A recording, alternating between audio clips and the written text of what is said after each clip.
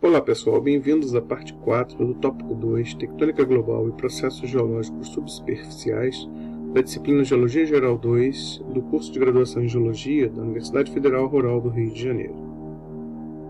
Nesta videoaula abordaremos os temas placas, limites de placas e interiores de placas. O modelo de tectônica global admite que a parte externa do nosso planeta está coberta por uma série de fragmentos sólidos que são denominados de placas litosféricas. Mas o que são essas placas? E como é que elas se organizam para formar esse mosaico, como é mostrado aqui nessa figura? As placas são formadas apenas pela crosta ou incluem também alguma parte do manto e do núcleo da Terra? E quanto à litosfera, a astenosfera, a mesosfera e a endosfera, elas fazem parte dessas placas? Nós aprendemos no tópico 1 da nossa disciplina que a Terra é formada por camadas, e essas camadas podem ser denominadas de diferentes maneiras, a depender se utilizamos critérios composicionais ou químicos, ou se utilizamos critérios mecânicos. Então nós temos, por exemplo, a crosta. Nós estudamos tanto a crosta continental quanto a crosta oceânica. Nós vimos também que existe um manto. Nós também falamos de litosfera e de astenosfera. Os termos crosta e manto se referem a camadas baseadas em critérios químicos, enquanto que os termos litosfera e astenosfera têm uma relação com uma divisão mecânica do interior do planeta, ou melhor dizendo, da divisão do interior do planeta segundo critérios mecânicos. Outra divisão importante que diz respeito à crosta continental é que ela possui uma parte imersa acima do nível do mar, que é onde ficam os continentes, mas existe uma parte da crosta continental que está submersa, que é o que a gente chama de margem continental, que é formada pela plataforma continental, pelo talude e pelo sopé continental. E a crosta oceânica aparece após a margem continental, e essa parte inicial da crosta oceânica constitui a chamada planície abissal. Pergunte ao seu avô o que é a planície abissal e ele vai dizer que é o local onde habitam os seres abissais arqui-inimigos do National Kid. Sejam felizes e sempre amigos da paz, mesmo que eu seja obrigado a deixá-los para sempre. Professor, o senhor vai partir? Sim, minha terra natal dista daqui 30.000 anos. Andrômeda, ação.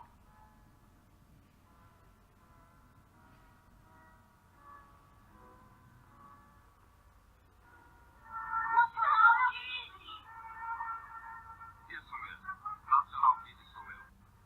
Adeus.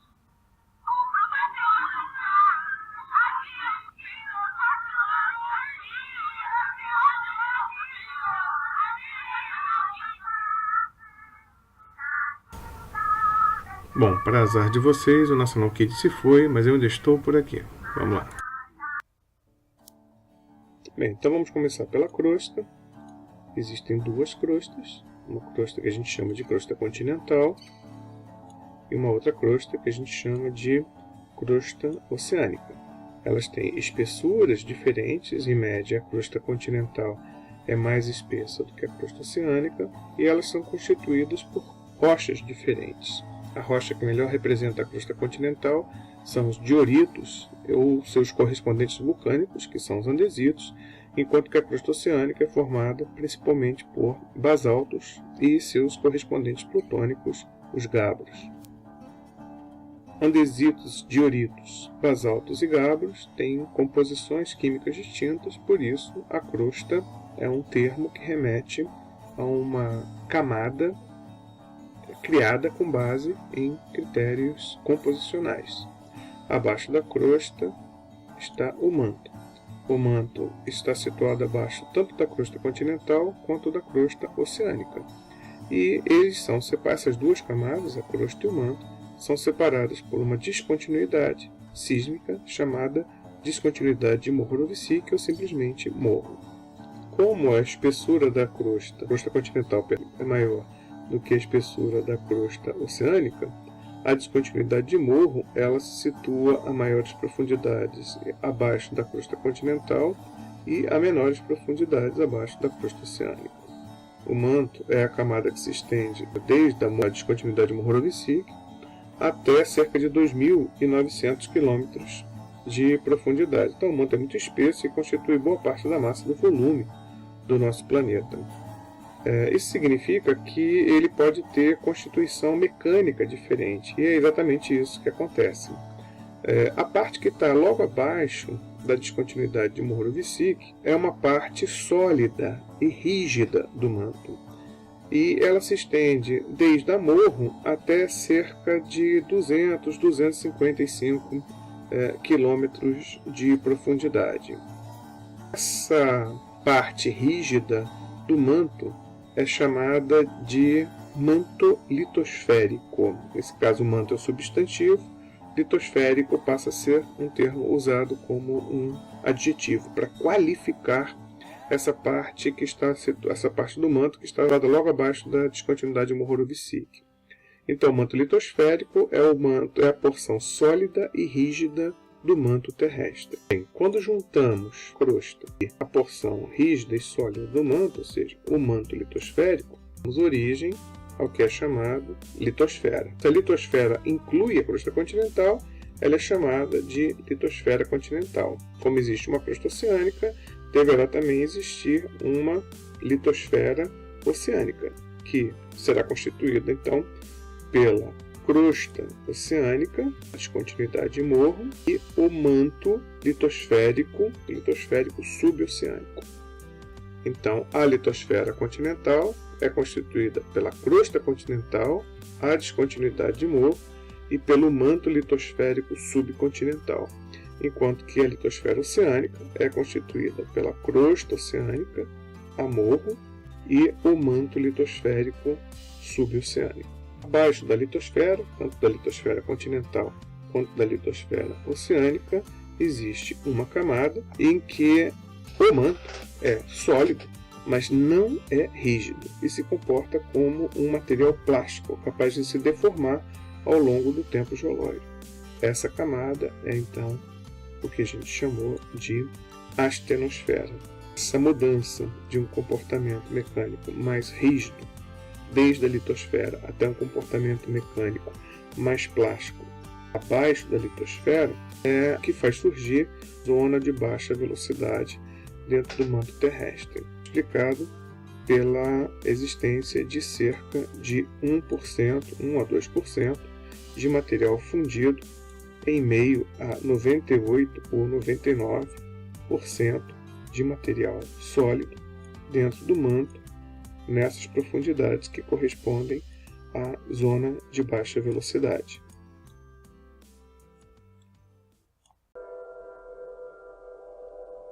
Os limites de placas são as interfaces que aparecem entre duas placas contíguas, ou seja, são interfaces que separam litosferas continentais de outras litosferas continentais e litosferas oceânicas de outras litosferas oceânicas e também litosferas continentais de litosferas oceânicas.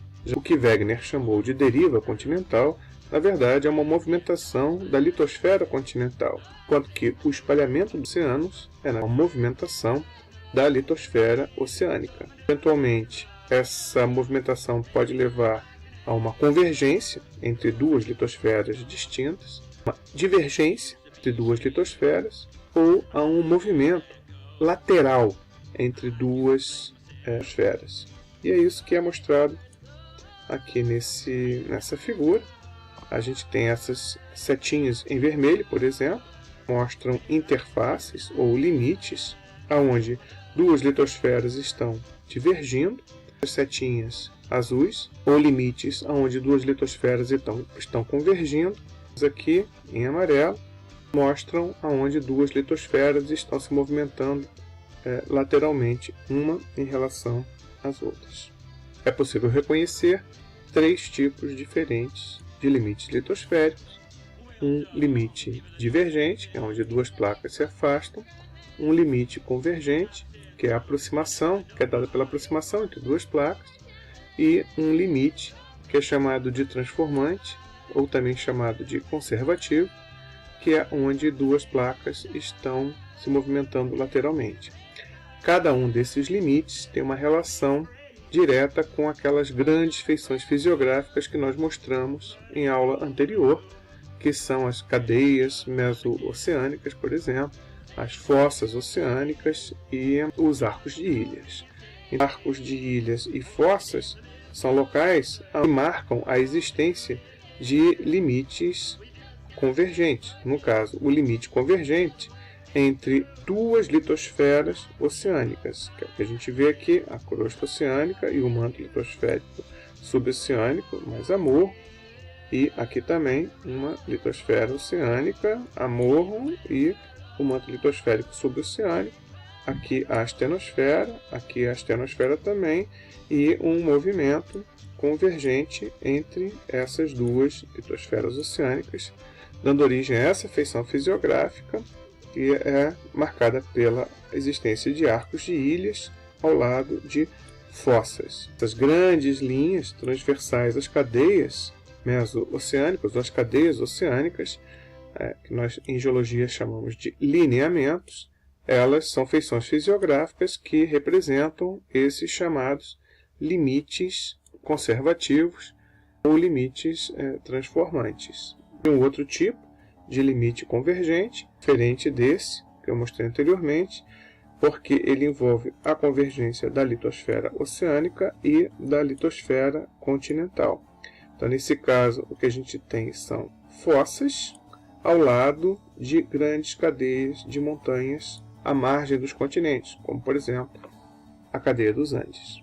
As cadeias oceânicas são feições fisiográficas que marcam esses limites divergentes, nesse caso, entre duas litosferas oceânicas. Todas essas grandes feições fisiográficas podem ser vistas em imagens de satélite.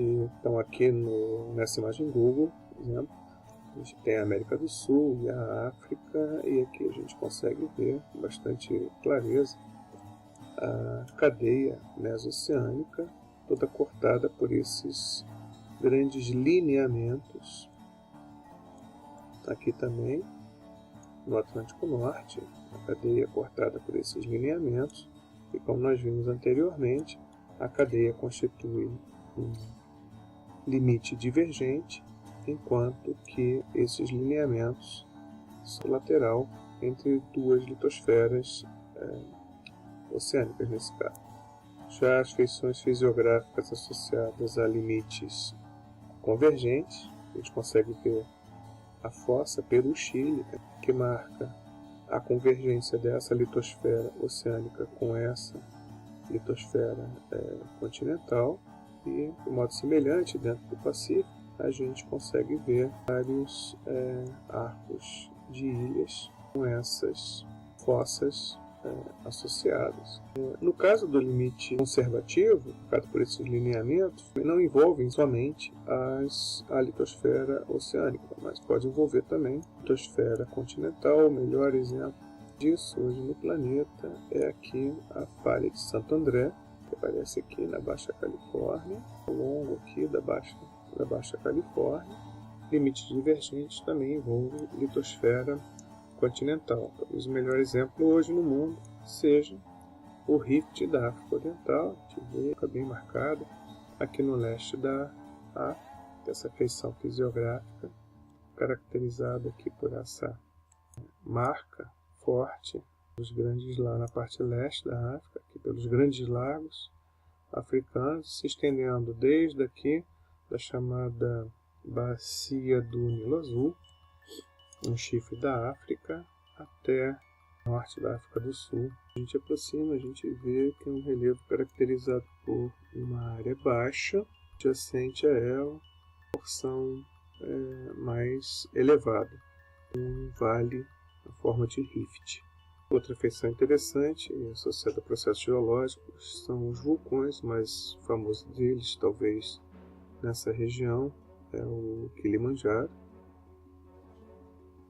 atualmente dentro do rift africano, dentro, portanto, dessa feição fisiográfica que marca um limite litosférico divergente. Bom, o Kilimanjaro não está sozinho, existem vários outros vulcões dentro do rift, a gente vê alguns deles aqui, né? Todos eles marcando, portanto, esse limite litosférico divergente. Cadeias de montanhas em áreas continentais também são feições fisiográficas que marcam o limite litosférico. Aqui a gente está vendo a Índia, o sul da China e a cadeia dos Himalaias. E essas duas porções continentais, uma área marcada por terremotos de grande magnitude, uma fisiográfica que marca um limite convergente, mas entre duas litosferas continentais. Outra cadeia de montanhas que marca um outro tipo de limite, mas que está associada a uma fossa, que é a cadeia dos Andes. E nesse caso, essa cadeia fica na margem da litosfera continental, ao lado de uma fossa oceânica, e marca um limite convergente, mas não do tipo continente-continente, mas sim entre uma litosfera oceânica e uma litosfera continental. Bem, então nós temos limites convergentes caracterizado por feição fisiográfica que associa arcos de ilhas a fossas, como acontece aqui na Fossa das Marianas. A gente tem limites convergentes envolvendo litosfera continental e litosfera oceânica. O exemplo é essa feição fisiográfica que associa uma cadeia de montanhas à margem dos continentes, uma cadeia andina e uma fossa adjacente, que é nesse caso aqui representada pela fossa Peru-Chile. E o limite convergente envolvendo duas litosferas continentais. Note que a litosfera oceânica que estava atrelada à litosfera continental. Aqui a gente tem um limite entre a crosta oceânica e a crosta continental, e aqui um limite aproximado entre a litosfera oceânica e a litosfera continental. A litosfera oceânica ela está totalmente consumida dentro do manto astenosférico, e a gente tem então a colisão entre uma litosfera continental e outra litosfera continental, dando origem a uma feição fisiográfica marcante que são lais. No caso dos limites divergentes, a gente tem aqui um exemplo de limite divergente entre litosfera oceânica e litosfera oceânica, envolver duas litosferas continentais. Esse aqui é o exemplo do sistema de rifts da África Oriental, mas também há exemplos de limites divergentes envolvendo litosfera oceânica, como esse aqui no Atlântico Sul, e aqui também a gente vê esses grandes lineamentos em regiões oceânicas que marcam os chamados limites transformantes, ou limites conservativos, um movimento lateral entre porções litosféricas, e que também podem estar associados à litosfera continental, como acontece aqui no caso da falha de Santo André.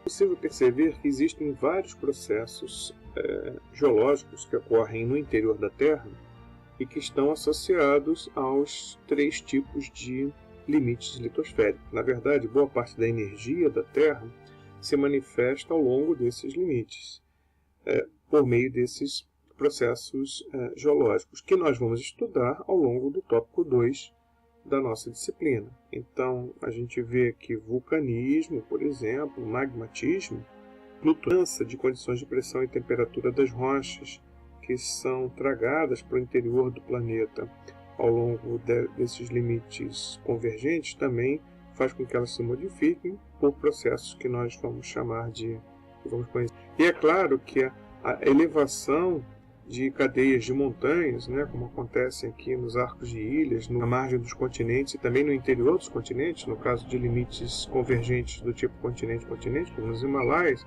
isso vai também ter um controle importante sobre os processos de sedimentação e, posteriormente, de formação de rochas sedimentares a partir desses sedimentos. Claro que essas mudanças de pressão e temperatura também vão fazer com que os minerais tentem alcançar novas condições de equilíbrio, e é isso que caracteriza o metamorfismo, mas que também que a estrutura deles tende a alcançar novas condições de equilíbrio com essas mudanças de pressão e temperatura, e isso dá origem ao que a gente chama de deformação das rochas, que é o que nós vamos estudar no item Geologia Estrutural do nosso curso.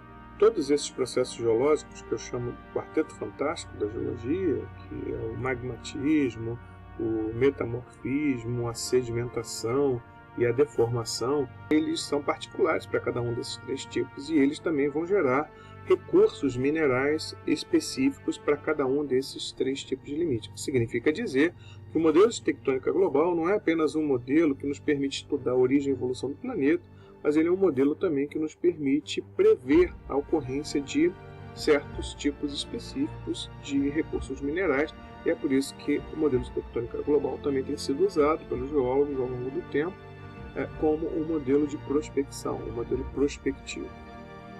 Bom, para finalizar o tópico 2 da nossa disciplina, eu vou falar um pouquinho sobre o que acontece no interior das placas litosféricas. E para isso eu vou chamar novamente a atenção de vocês para esses arquipélagos lineares, como esse aqui, que é o arquipélago do Havaí, da ilha do Havaí. É um arquipélago que não é só, o que chama atenção não é só essa linearidade dele, mas também o fato de que a ilha do Havaí essa ilha aqui, que é Big Island, é uma ilha onde tem um vulcão ativo, ela é um vulcão ativo.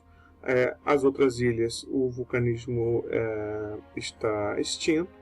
E outra característica importante também é que quanto mais afastada da ilha principal, as rochas dessas ilhas mais afastadas vão ficando progressivamente mais antigas. Bom, isso deu origem a um modelo que a gente chama de hotspot, onde o vulcão, que aqui representa a ilha do Havaí, por exemplo, está situado em cima de um ponto quente, que é o hotspot, e enquanto que a placa, a litosfera oceânica do Pacífico, vai se deslocando sobre esse ponto relativamente fixo, as ilhas vão sendo progressivamente formadas, o que explica não somente a linearidade, mas também o fato do vulcanismo estar ativo em apenas uma das ilhas, que é a mais nova, enquanto que ele vai ficando extinto nas ilhas mais antigas, né? E aqui a gente vê o sentido do movimento da placa. Bem, pessoal, é isso. Eu espero que vocês tenham gostado do tópico 2 da nossa disciplina e a gente se vê de novo a qualquer momento, dando prosseguimento à nossa disciplina. Obrigado.